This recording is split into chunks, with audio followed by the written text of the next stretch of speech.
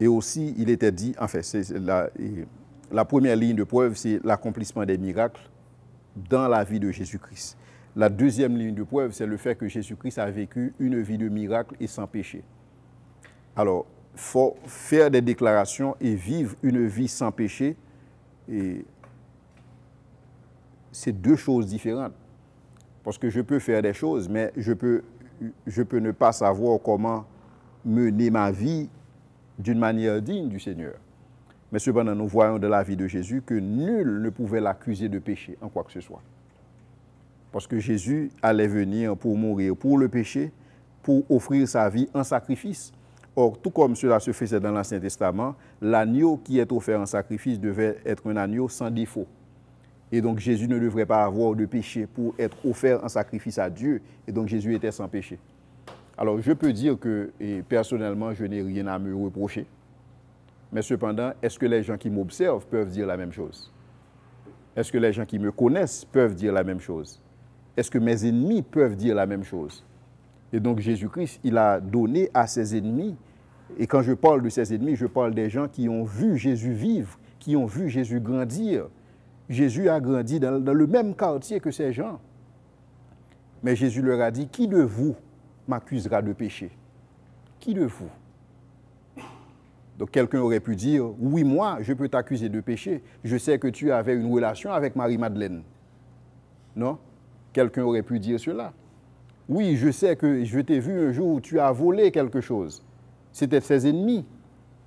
Et quand, enfin, ces gens avaient une occasion en or pour salir la réputation de Jésus-Christ. Mais quand Jésus-Christ leur a dit, qui de vous m'accusera de péché? C'était un silence complet.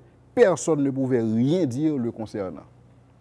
Et donc c'est une preuve de, quand on dit que, et on ne sait pas comment Jésus a vécu entre 13 et 29 ans, peut-être que Jésus a fait certaines choses. Si Jésus avait fait certaines choses indignes entre 13 et 29 ans, quand il dit à ces gens auprès de qui il a vécu sa vie, ces gens auraient pu dire, je sais ce que tu as fait quand tu étais jeune. Je sais ce que tu as fait quand tu avais 17 ans. Je sais ce que tu as fait quand tu avais 28 ans. Mais ces gens ont fermé leur bouche. Il n'y a rien qu'ils pouvaient dire. Et donc aujourd'hui, on peut écrire des livres pour dire voici ce que Jésus-Christ a fait. Ça n'a absolument aucun sens au regard de l'histoire. Parce que l'histoire nous dit que quand Jésus a confronté ses ennemis, ils étaient restés bouche bée en face de lui. Car personne ne pouvait l'accuser de quoi que ce soit. Et donc, les soldats qui ont participé à la crucifixion, le soldat a dit dans Luc 23, verset 47, il a dit, certainement cet homme était innocent. Donc, il a reconnu l'innocence de Jésus-Christ. Et le voleur cloué sur la croix aussi a constaté que cet homme n'a fait aucun mal. Pilate a reconnu que Jésus-Christ était juste. Tous les gens autour de Jésus-Christ ont reconnu que Jésus-Christ était juste. Pierre dit de Jésus-Christ qu'il est l'agneau sans tache et sans défaut. Aucune fraude ne s'est trouvée en lui. Jean l'appelle le juste. Et là, nous parlons des gens qui ont vécu avec Jésus pendant 3 ans, jour et nuit. Si ces gens avaient vu quelque chose de reprochable en Jésus-Christ, ils l'auraient pu faire valoir. Parce que ce que nous voyons dans la Bible, nous voyons que Dieu, il expose la vie de ses disciples, de ses serviteurs. Abraham est le père de la foi. Dieu nous présente un Abraham qui a menti. Dieu nous présente Abraham ici. Dieu nous parle de David qui est l'homme selon le cœur de Dieu. Dieu nous présente un David qui est un adultère et un meurtrier. Dieu expose la vie de ses disciples. Dieu n'aurait aucun problème à exposer les fautes de Jésus-Christ, parce que c'est ainsi que Dieu procède. Dieu ne cache rien dans la vie de ses disciples, parce que pour Dieu, devant lui, tout est à nu et à découvert. Mais cependant, pour ceux qu'il s'agit de Jésus-Christ, il n'y avait rien et qu'on pouvait dire de Jésus-Christ. Et quand il dit à ses détracteurs, en Jean 8, verset 46, « Qui de vous m'accusera de péché? Qui de vous me convaincra de péché ?»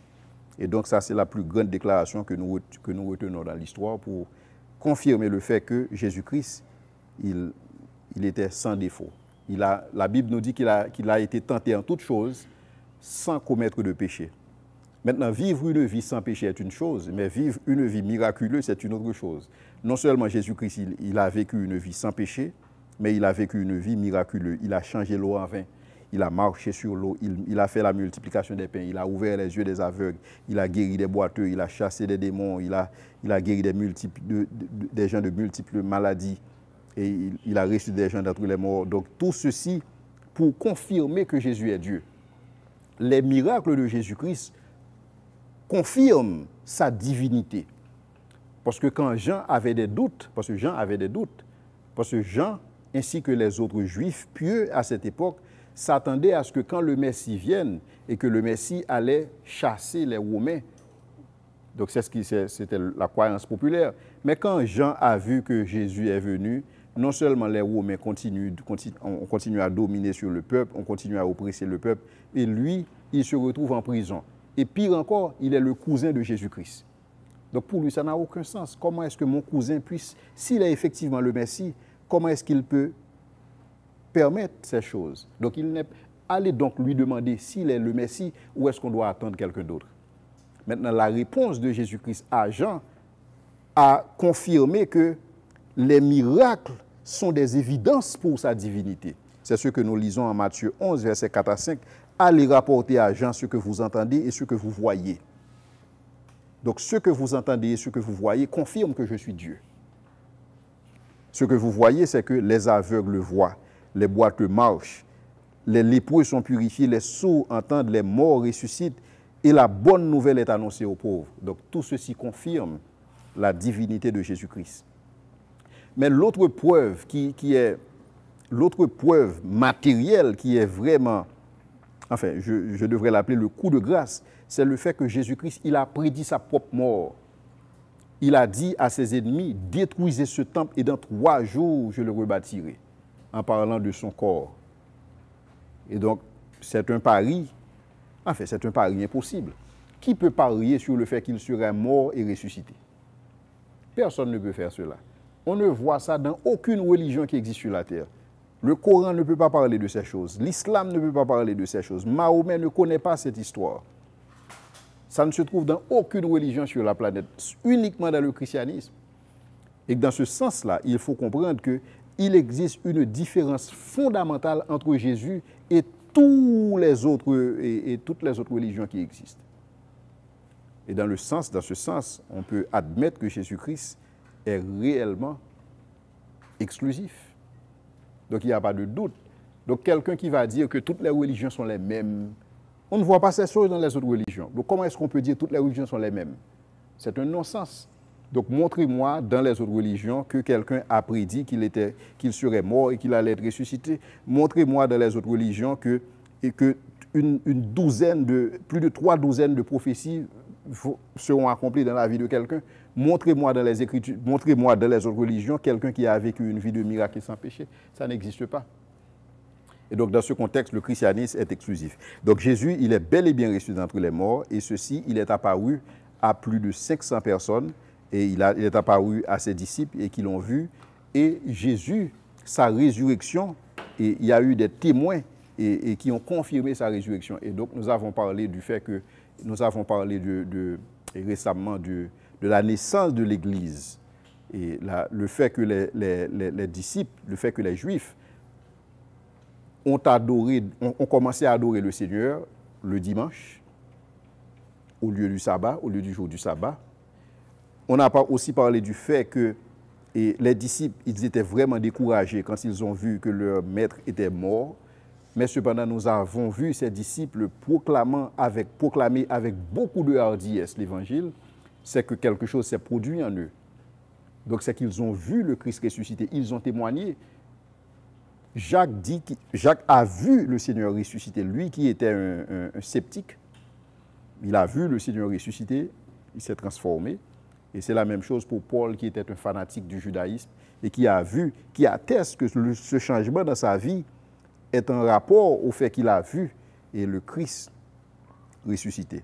Et donc, il y avait dans l'Ancien Testament cette prophétie concernant le Messie qui disait que et tu ne permettras pas, et Psaume 16, 8 et 11, tu ne permettras pas que ton sein voie la corruption. Et donc Jésus-Christ, il n'a pas son corps, n'a pas connu la putréfaction. Donc il est ressuscité et le troisième jour, et il est enseveli. Et ça, c'était le credo de l'Église à cette époque.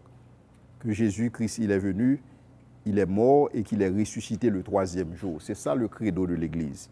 Et donc, à cause du fait que Jésus-Christ est ressuscité d'entre les morts. Et la résurrection, la Bible présente, Paul présente la résurrection dans 1 Corinthiens 15 comme le fait marquant du christianisme, comme le fondement même du christianisme. Quand Paul dit que si le Christ n'est pas ressuscité d'entre les morts, votre foi est vaine.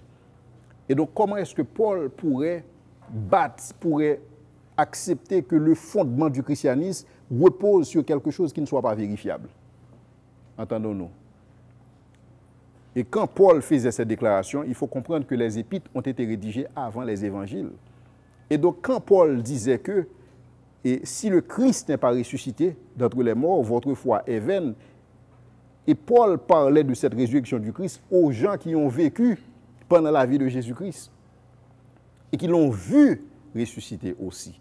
Donc ce sont des gens qui auraient pu confondre Paul et dans ce contexte.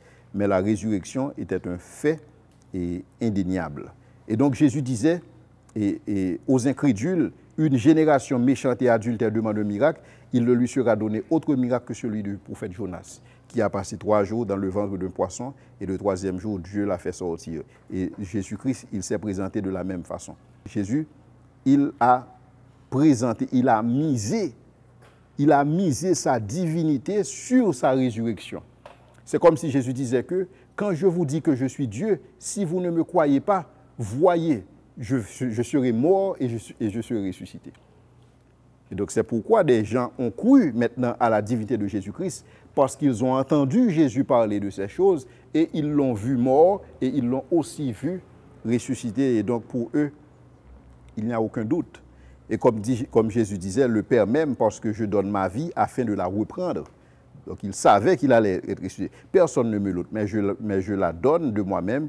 J'ai le pouvoir de la donner, j'ai le pouvoir de la reprendre, et tel est ce que j'ai reçu de mon Père. Alors le philosophe Karl Popper a dit, quand une prophétie risquée, parce que c'est une prophétie risquée, Jésus prophétise sa mort et sa résurrection. C'est un grand risque, parce que les gens allaient tout faire pour garder Jésus en terre.